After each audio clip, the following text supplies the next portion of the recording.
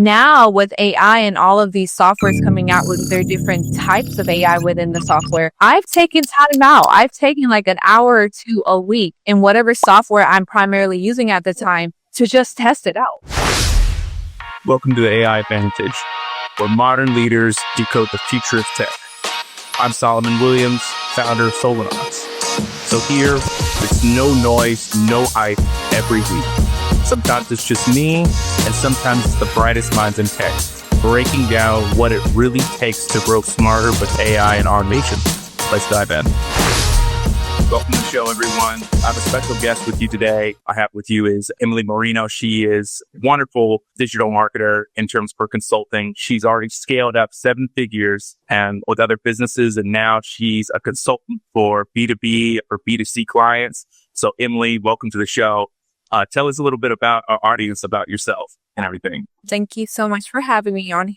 Just a quick little info about me. I'm born and raised in Georgia, Clayco baby for my Southside people. First gen immigrant parents. So y'all know when you come from the ground, it's a lot of work. And I pride myself of growing my previous company, Shapewear, to 7 figures in the first 4 years with no background in business and primarily using digital marketing. So now as a consultant, I help other businesses grow and scale their companies through digital marketing. We're in an era where it's so accessible to us. We just need to have the resources and the community in order to help us grow. And that's what my true passion is, to help businesses grow through digital marketing. This is great. So how did it all get started? Because I know on the digital side journey, were you always interested in marketing and utilizing technology? Tell us a little bit about how it got started and then the ways of where you thought to help grow to get to that, of course, that 7 figure where everybody wants to go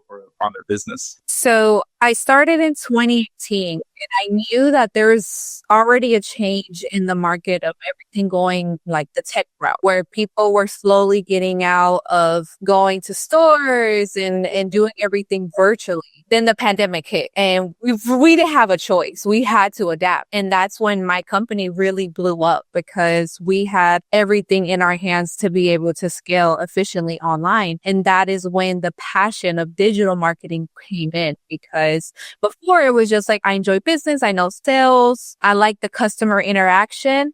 But once COVID hit and I had to figure out how to get sales through digital marketing, I said, okay, this is my niche. This is how you really get into people's brains. So I tell people digital marketing is solely using psychology. You have to use psychology in order to get in people's minds. And doing it through digital marketing is fascinating. From the colors that you use in your branding to the verbiage you have on your website, these little small things is what convert people to buy a service or a product from you. So that's really where the magic turned on, oh my gosh, this is what I want to do. Yeah. So not to get into the high level, because I'm sure this is what you pay, what clients pay per hour for you. But when you talk about psychology, when someone thinks of that as someone coming in, if I'm a startup and so forth, I'm looking for psychology. What are some things for me to think about? What do you mean by psychology? How to get in, how to really delve into that. Because as you said, everything's social, everyone's on their phone, on social media constantly. So how do we utilize that from your experience to input that? Okay. So psychology is a lot of research. It didn't just, come to the top of my mind. I'm like, okay, this is how you do it. It's really, I went online and I looked on YouTube and Google, how can I use psychology to make people want my product? And so I'm going to give the example what I first said about the brand colors. So when you think of red and yellow and you think of logos, you think of McDonald's, Wendy's. The psychology of these colors is when you think of red and yellow, they come into fast food, fast things. I want something fast. So that's what I mean in a sense of psychology. These types of colors and the verbiage is what makes it convert into an actual sale. Another psychology thing that I use a lot that I recently did a little reel on, and it's been so many people messaging me about it is a lot of times when we're shopping and they're like, oh, add $20 to your cart for free shipping. And you're like, you know what? Let me add those $20 just so I don't pay $5 for shipping. But in reality, you're paying more than the free shipping, but it's the psychology behind it. It's the thought of us thinking, oh, I'm going to miss out an opportunity if I don't add this $20 to my cart. It's in that nature psychology. Not sure if that explained that well. Oh, it does, like with FOMO and everything, your feeling of miss. Yes. I think Amazon's done that recently, not to cut you off, but like where they'll say this sale is ending in an hour, whether or not, if it's really going to end an hour or not, that pulls you to be like, hey, I need to get this now. And so is that what you mean on that? Yes, Okay. absolutely. Even products, like one of the main points that I was able to leverage monthly budgets and monthly goals that we had would be like at the end of the month, if we didn't hit the goal we wanted, the revenue goal, would be like, hey, this product's about to sell out. We only have 10 pieces left. Shop now. And it made them think like, oh my gosh, if I do not buy this now, I will not have it. I'm not going to be able to wear it like everyone else that they're posting online is wearing it. And these little small, I don't want to say tricks, but these small little strategies is what really makes a difference when it comes to making a 5-figure month to a 6-figure month. And I think and this kind of leads into my next question on it, because I've seen how you've done with your LinkedIn on the activity. Everything is about now without social media, so many channels, it's about personal branding, right? And who you are, whether you're attached to a company, whether you're a founder, whether you're someone in IT and so forth that's trying to build your digital presence or avatar, art and so forth is what people interested. So with your LinkedIn and how you've grown, and from a marketing perspective on a digital side for, whether it's for startups or for SMBs or larger enterprises, what are your thoughts on how to leverage LinkedIn? Let's just start with LinkedIn on how companies can go forward with that, especially with how AI is coming to play with content generation and so forth. So tell me your thoughts on that. I say use LinkedIn to your full advantage. I've gotten so many job offers because of my LinkedIn. I've gotten opportunities that in person from people who follow me on LinkedIn, and they see me at an event or they see me at a conference. And they're like, hey, I've been following you on LinkedIn and I see that you did X, Y, and Z. I'd love to connect with you, whatever the case is. I just being open and being consistent. I think that's on all realms in any subject. Like being consistent is what's really going to help you grow and leverage any opportunity. My LinkedIn, I try to post at least once a week so that I'm always on top of mind to any companies or any organizations that when they're scrolling through them, I'm going to be up there, and let that be from just having network opportunities or actual contracts with people. Right. And I think that the key part of what you said is just staying consistent, doing some type of scheduling, something, even if it's once a week, that you're staying consistent, that it's part of that algorithm to stay organic. Because I've known, and you can correct me if I'm wrong on it, but if the algorithm sees that you're kind of in and out, that it kind of drops it. Is that correct? So with that and so forth else, with how I think of it as is these next 5 years, and what I've seen on the business side of Solenox is that we are in a AI renaissance right now. In these 5 years, what we've been able to achieve in the last 2 years now is, beforehand it was academics, but now it's actually business outcomes, right? With AI. And now the larger enterprises have millions of dollars to spend for it, but for small to medium sized businesses, how do we implement this in and how do we do it correctly? So my first question is what are you seeing on the trend side for digital marketing with the blend of AI? And then with TikTok and social media, that's this new platform. How do you feel like, how is that going to work with businesses on the B2B and for the B2C side? Does that make sense? AI, it's making our jobs so much easier. And I know a lot of people are scared, like, oh, AI is going to take my job away. But in all honesty, like if you're on your toes, you have more work than not having work using AI. For specifically e-commerce, every sort of platform that you use in e-commerce, that be email marketing like Klaviyo, the software that you use for any apps on your website, they are all incorporating AI and they're taking all of our data and all of our feedback and just improving it. That's going to make our job easier. So instead of you need to make a report on how many products sold in this time span, you have an application within your website that would tell you, hey, this is how much sold in that time, and this is how many times someone logged off of your page together without you having to do the math, without you having to figure anything out. It's it for you, and you can optimize that to say, hey, I saw that this product scaled this much times X and this one did it. I'm going to invest more time into this. So that's just an example. It really just is testing it. There is no like, okay, this is the right way. It's testing, it's test and trial, taking time out, doing the research and going in and figuring out what works and what doesn't work, because everyone is figuring out AI. Like we're all trying to see what works, what's more efficient. And when it comes to e-commerce or marketing, I'm talking about every single platform has AI integrated into their software, but they all have their own logistics. It's just taking the time out to go in, read about it and testing it, see what works and what doesn't work. So what do you advise for non-technical entrepreneurs and so forth else? How do they prioritize and kicking off that AI adoption for their business? So me personally, I honestly wouldn't say I'm such a tech person and I do digital marketing. A lot of stuff I outsource because of time consuming. However, when now with AI and all of these softwares coming out with their different types of AI within the software, I've taken time out. I've taken like an hour or two a week in whatever software I'm primarily using at the time to just test it out. Like to just see, hey, like, let me just play around with this and see how this works, because everything is so new and it's current, it's so hard to find someone that can teach you how to do it because it's ever evolving. It's never like the same thing. And what best teacher than yourself? It's just try it out, test it out. And I think that's why what you said, that there's always something new coming out for the AI piece, that it's like impossible to kind of keep up with the trend and what works, what's hype, what's not hype, and so forth. We had another guest on here. They work with specifically on AI sales analyzer, where they do role plays for sales teams, where they'll utilize sales, they'll grab the data, as you said, they'll test it, A/B testing, and then kind of figure out and then teach their employees on the sales side to do role plays for it based on it. And that's continuously evolving. So that's just one example, but there's so many. So with that, with you staying on the trend, like what do you look for to find to be like, oh, this is a good piece to like making sure that you're optimizing your time effectively as a marketing consultant, as a professional on that? Honestly, how long it takes me to do it. If I can get in and whatever it is that it's working out for me, if I see that it's little time and for me to get my final results, that's where I'm like, okay, this is what I'm going to work with, because it gave me the results I wanted and it didn't take me hours to figure out. For example, what I've been using the most is Canva. Okay. So I've been doing a lot of graphics and email templates and stuff like that.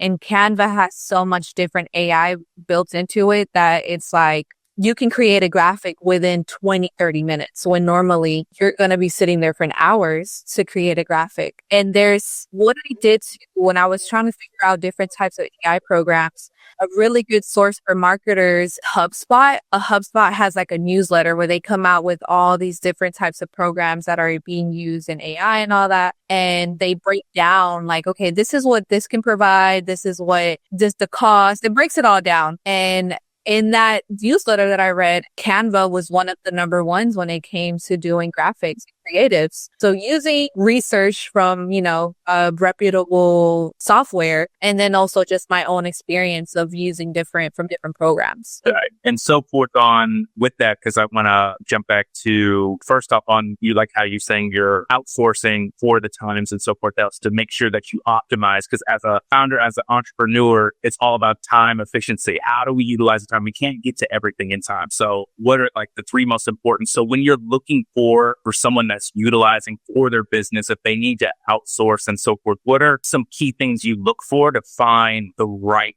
talent to bring them involved? I think it also depends on the skill level, the level of difficulty it is that this product or service you're trying to do. So things that are more basic, there's VAs and all that, right? But Upwork is my best friend because it has like everyone that you can think of with all types of price ranges, and you can see the credibility with their reviews and reports and all that good stuff. And really, I have people that I've worked with for like the past 5 years for different segments that I'm like, okay, I know that this person can do the job. So let's go back. It's an ongoing sort of relationship.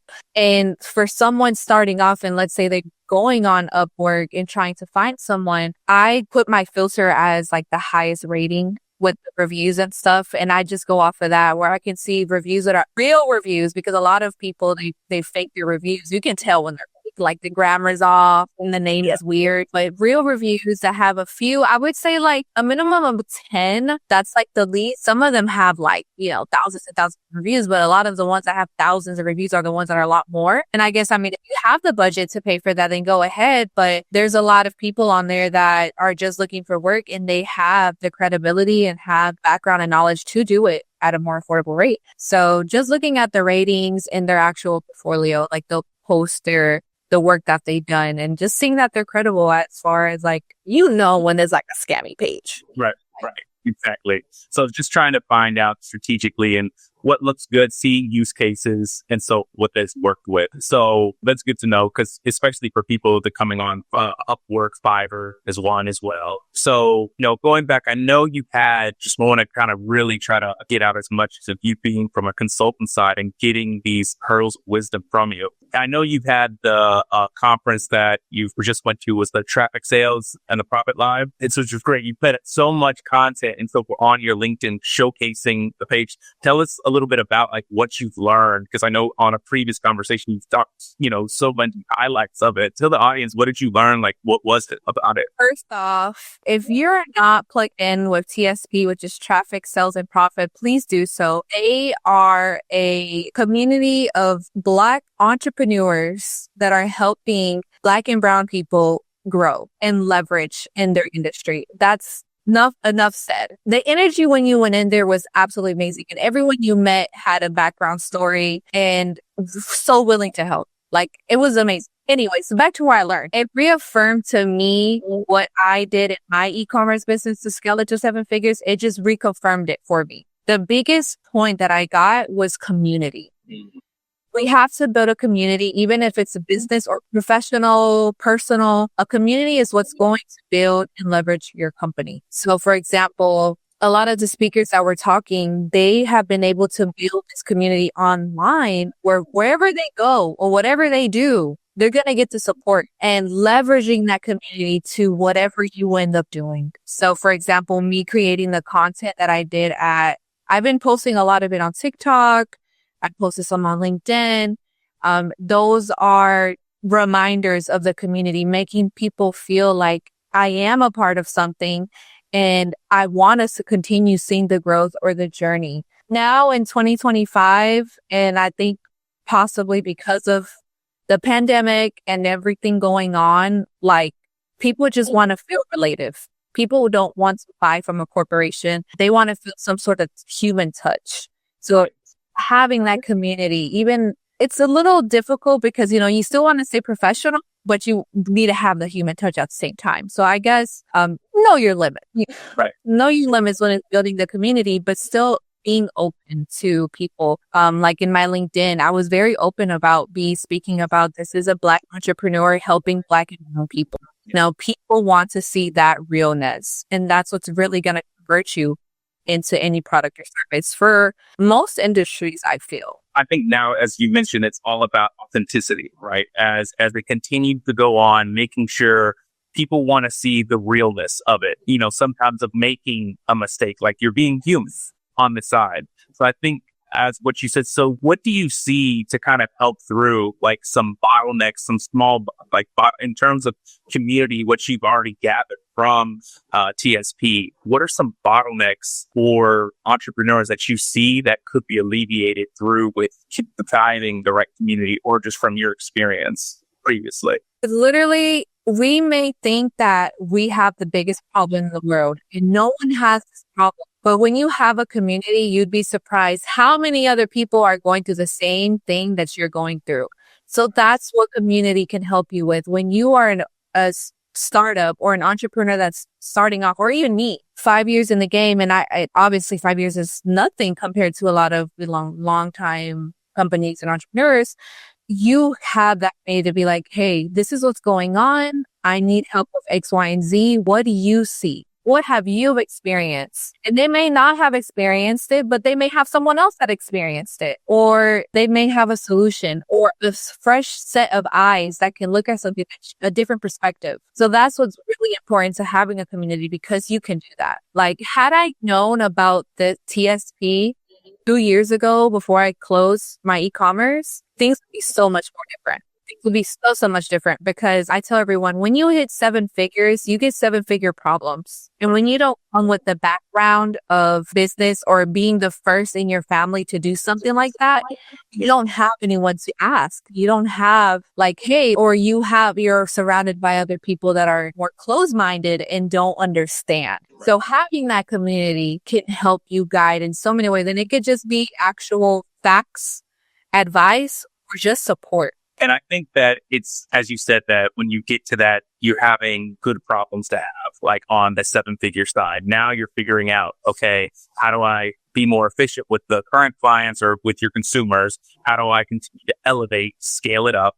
But also at the same time, as when we talked about with outsourcing, finding the right outsourcing to help you continue to not get overburdened with that. So with the community, as you mentioned, it's about finding the right people that are in line, as you mentioned, in Atlanta, because we're in Atlanta. It's very the Black and Brown, having that community kind of help and scale and helping each other out. So I think it's more on having that community. You get to realize that, you can go so much further with that human connection. Even in networking, as you know, you always hear the saying, it's who you know. It's not what you know.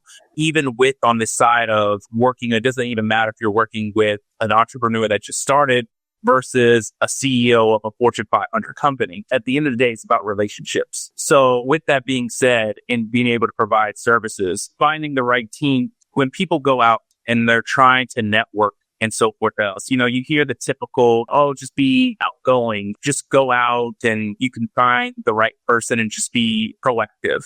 But sometimes people are like, well, how do I get to that? What does that mean? So in your experience in finding that, how do you go about finding the right people, even for someone that might not be as outspoken and so forth? How should you go about in finding those leads or finding those connections, whether it's from the community or from the LinkedIn side? I have a feeling on one side, but I really want to hear your thoughts. Okay. So what I do, and this is very strategic, shameless plug. I just made a TikTok about this. If I'm going to go to a networking event or a business conference event, I will look up who's speaking, who's sponsoring, any companies, XYZ. And I'll see if I know them, if I don't know them, I'll search them up, get all the juice, get all the costs from them. See, how can I leverage this? What opportunities can I get from this? When you put these companies in, you put these speakers in, you can see who's connected to them. Right. So I will literally name drop. Like, I'll meet this person. Let's say if I with a speaker or someone that's hosting it and I get a chance to talk to them or to their team, I'm like, hey, I actually did some research on you guys and this person is connected with you guys. How do you guys know each other? Like just starting a conversation, and they're like, wow, like this person actually did their job. Let me look into them. And that conversation can lead into so many different possibilities, but it's strategic. You know what you're getting into even beforehand, and you know that it's going to be worth your while. Now, if you're shy, I've never been really shy, so I don't know from that aspect, but I do know that if you're an entrepreneur or you're a startup, when you're eager, you're going to do what you got to do. So, it's exactly as you mentioned before. That's actually a really good tip, like to have it to where you've done the due diligence and just name dropping. Someone's like, how do you know John? Okay, like how do I go on like with this? And so now I want to know, who's this Emily? How does he know John? Like, let's really speak, because you've done your due diligence, you've done your own work. So on a strategy side, and so last question on this before we wrap up is, with entrepreneurs, it's all about, you get to thinking when you get started, you start forward thinking on, I need to do this, I need to do that. What happens to the client if I do get someone, how do I get my unique, what they call it, your unique UVP, your unique valuable proposal, your proposition to have that. So for someone coming in for starting businesses, whether it's on the digital side, AI, what do you think on some outcomes? How do they help be more strategic and to helping to do like I provide consumers or with B2B clients with this outcome. What are from your experience, what have you felt has been really good to hook people to help with that? Honestly, the same thing of the connections. When you name drop or find a way to name drop someone that you've worked with that you know that could work for them. People just want to know that you are an expert in what you're saying you are. Showing the proof that you are an expert in doing what you're doing. And I feel like that goes for anything. Like even when in a digital marketing aspect, I really don't have to get leads. Like they come to me, but because I publicize myself and publicize my work so much that they're like, oh, she's been able to achieve X, Y, Z because I have the actual background, like my screenshots or what I post. You can see these are actual real numbers. Are videos of the warehouse, things like that. They just want the credibility. So if you're in person with someone and if you're actually saying like your value proposition, I guess you can tie in the name dropping and saying, hey, like I was able to do this and this and that for this person. Then they can be like, oh, okay. Like I can see you have some sort of connection. But because we're in 2025 and it's like especially in Atlanta, like you need to verify people times X. Right. Because people be saying stuff and then, so it is a lot harder when it's like a in-person type of thing. But I feel like a lot of contracts are not made like right there in the spot. They're always going to be like wanting to do their research, making sure that you have all of your platforms squared away and you have those customer testimonials. Yeah. Like it needs to be somewhere where as soon as they click onto your website or your social links, there's some sort of credibility and honestly, even on LinkedIn, when you have the certifications and endorsements and all that, like those are great. Yes. Like those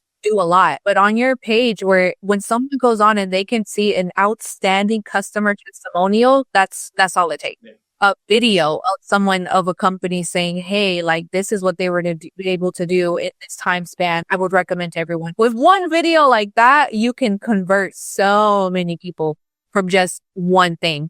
And so it seems like the overall case of what there's so many things, right?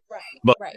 But from the main thing that we're seeing just on business or from consumer or just from someone's trying to become a consultant side, it's showcasing that digital journey of that personal branding, as we've said, we've gone through. This is perfect. So, one last question I always ask people that come on, if you had a magic wand and so to help with your business, what would you do to alleviate anything? What kind of AI, what type of automation would you use? I feel like they'll probably get to this point in a few years, but what's been time consuming the most is the actual creating the content. And that can be from emails, that can be from graphics, videos, whatever. There's AI that can go in and give you the ideas, the templates, design a few things here and there, but we still need to go in and do a lot of changes. So it's still a bit time consuming.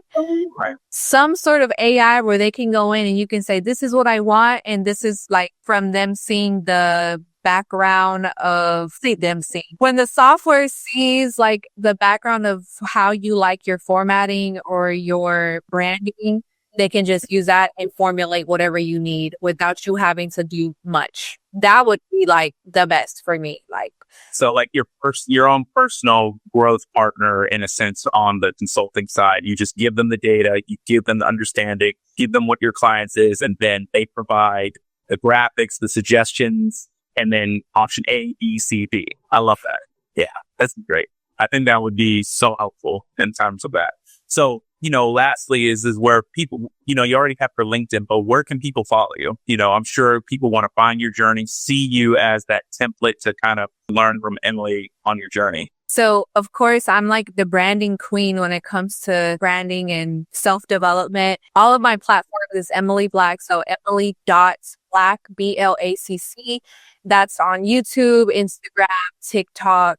My LinkedIn does have my legal name. My full legal name is Emily Moreno, which that is on my LinkedIn. But all other social medias is going to be Emily.Black. Emily.Black. All right. Well, thank you again, Emily, for coming on to the show. You've been great. And for our audience, thanks for tuning into the AI Advantage. We'll see you next time. Thanks, guys. Thanks for tuning in to the AI Advantage. If this episode sparked an idea, share it with your network. Subscribe for more no-fluff conversations on how smart tech drives real outcomes. And if you're ready to future-proof your business, let's connect at solonox.net.